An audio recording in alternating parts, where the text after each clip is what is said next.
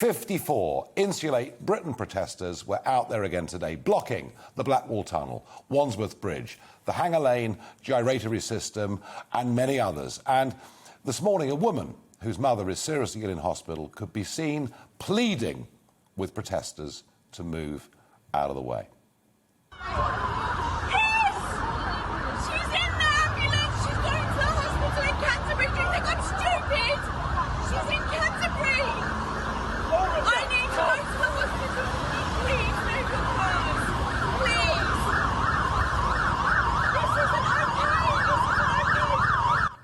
Well, quite understandably, you can see the angst and upset that woman's in.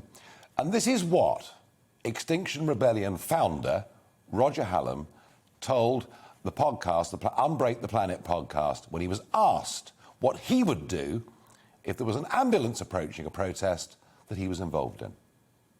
I'd stay there. You would? Yeah.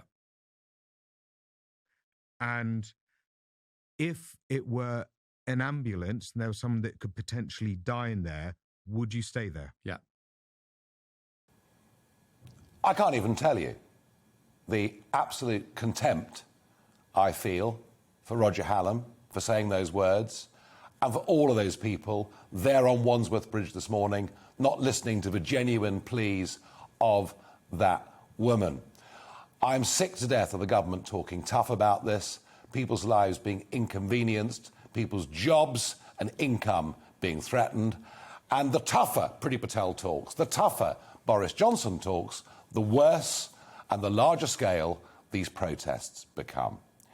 We need to arrest these people, to charge these people, and to put these people out of harm's way. And if they think that by doing that, they achieve some wonderful form of martyrdom, and if more come in their place, and I don't think that many more would, but if more come in their place, well, if that's what we have to do to keep our country moving, that is what we have to do.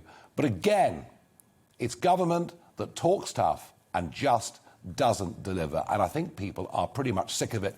And you saw earlier on, at the top of the show, drivers this morning on Wandsworth Bridge physically manhandling protesters out of the way. When people lose confidence in government, when people lose confidence in the police, when people think that nothing is going to be done, they, as you can see here, begin to take the law into their own hands. And I can't blame people for doing it, but that is dangerous. Something really bad is going to happen unless the government steps in and does something. And I feel very strongly about that. Now, at 4:15 this afternoon, Facebook went down. Yes, you couldn't access it, you couldn't update on it, you couldn't do anything. And of course, Facebook own WhatsApp, which is used by millions of people in this country, and Instagram as well. And the whole lot went down at 4:15. It's been out for hours. It's out globally. There are all sorts of conspiracy theories as to who's behind it or what's behind it, and I'm not going to speculate on any of that. But it's interesting, isn't it, when you realise that Facebook own Instagram, they own Facebook, and you realise just how dependent much of our lives have become on these tech giants. I don't think that is a healthy thing in any way at all. Welcome to the GB News YouTube channel. You can watch us live 24 hours a day, catch up on your favourite shows, and join in the conversation in the comments below. Don't forget to subscribe and you'll never miss any of our exclusive content.